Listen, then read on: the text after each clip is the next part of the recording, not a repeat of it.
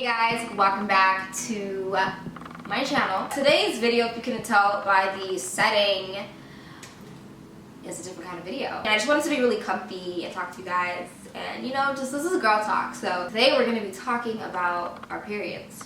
Yeah, we're going to be talking about our periods, and I know that can be such a sensitive subject for a lot of us. And to be honest, there's nothing to be ashamed about as a woman, as a girl, doesn't matter your age. It's a sensitive subject because it's something that's not really easy to talk about. Even for me, especially having a platform, I want to be able to talk about more sensitive subjects. Everything is not all about glitz and glam and makeup and looking pretty. It's also about, you know, dealing with things that our bodies go through that we can't control. So in today's video, I'm going to be talking to you guys about the new Tampax Menstrual Cup. Okay, yeah, a period cup. And I do want to give a huge shout out to Tampax for actually sponsoring this video. Your girl is partnering with Tampax to do a video. How crazy is that? So yeah, thank you Tampax for sponsoring this video. So basically Tampax came out with a new product line, which is the menstrual cups. I'm actually going to show you guys what the menstrual cups look like. So these are the menstrual cups. They have 3 different kits. So there's a regular kit for, you know, females with a regular flow. Then we have the heavy kit, obviously to cater to women that have a more heavier flow.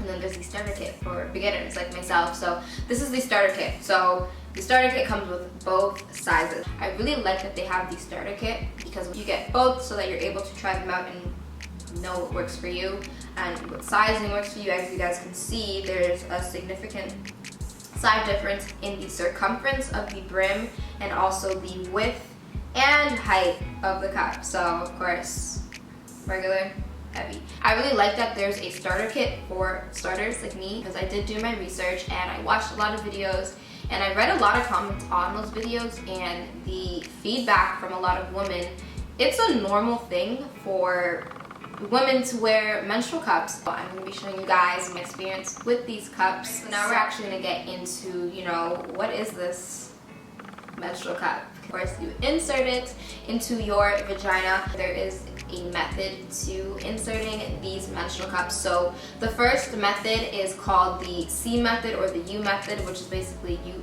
pinch the cup. Like so. Sorry, I'm going to look at my monitor just so I can make sure it's focusing. But you basically pinch the cup and fold it.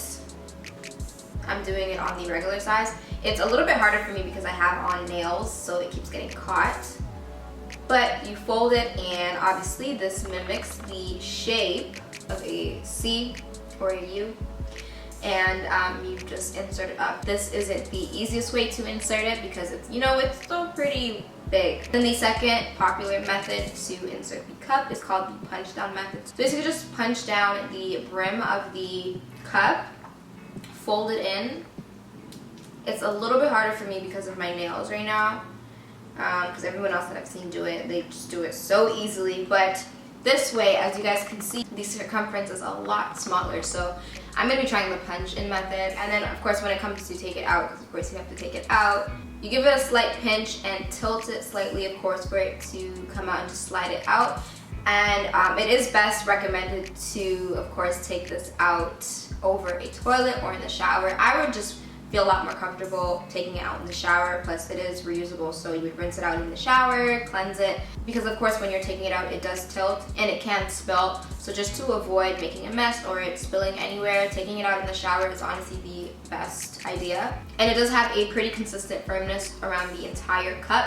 However, the brim of the cup is a lot less firm. It's actually very, very soft, and of course it makes sense so that once it opens it doesn't irritate you or cause any discomfort. My biggest thing was actually worrying about these gripped areas on the cup and the stem, like poking at or rubbing against your vaginal walls as well. These parts actually don't touch or rub against your vaginal walls. They designed it so that you don't have issues with it pressing against your bladder or just causing any sort of discomfort. And of course they did test this out on several women to know how it would feel and if it caused any discomfort. So, you know, of course they did their research to make sure that this cup works the best as it could. I think that's everything I wanted to say about this cup in the introduction. So once my cycle comes, I'm gonna go ahead and try it out and let you guys know, you know, my experience, I'm pretty optimistic about it. So I'm actually low-key a little excited because I feel like I might actually really like this. And I want to share this with you guys, of course. If you guys have tried a menstrual cup, please let me know. You know, I would love to hear your experience as well. So it's the morning time. I'm going to be trying these for the first time. These are the 2 sizes that I was showing you guys. So as you guys can see, this is the smaller one for regular flow, and then we have the bigger one, which is for heavy flow. So I'm going to use the smaller one, especially because I'm pretty sure I have regular flow. I also have an irregular period, so most of the time I don't get it that much, or I don't get it for that long, and also my flow is just more on the regular side, I would say. I've seen for most women the punch down method is the best. So you literally punch down one side. Okay, my nails are too long for this, but so you literally punch down one side like so. There we go. So nah, my nails, bruh, not having it. Okay, so you punch down one side. Looks, as you can see, it's a lot smaller. So you punch down one side and you put it in. So I'm gonna go ahead and do that. I'm gonna turn off the camera because, you know, and let you guys know how it feels. Alright, so I just got out the shower and I'm so relieved because I finally got the cup in. It took me some time. The first time I actually tried to insert the cup, I wasn't in the shower. Of course, the wetter it is, obviously if you're in the shower, you're in water, or you know, you just wet the cup. Sorry guys, my camera cut off because it died. I don't know where it left off, but of course I just decided to go put on a robe, put on some clothes, and just update you guys. The last clip I told you guys that I finally got the menstrual cup inside. I'm really happy because it took me quite some time to get it in. I mean, I'm still pretty new to this, but I've already learned some things that work and that don't work. It's really important that you relax your muscles. I was pretty tense, you know, the first time I actually even tried it, so that's why it didn't work out. And one of the main things that really helped was being in the shower, and that way the menstrual cup was wet, which obviously provides a lot more lubrication. Such a help, okay? I don't even know why I would have attempted to not do it in the shower. I wasn't thinking. And also you want to make sure to relax, because of course if you're tense and you're not relaxed, it's gonna make it a lot harder and a lot more comfortable, first of all, to even try to insert the cup. I did the punch-in method as I told you guys I was going to try. It's the best method.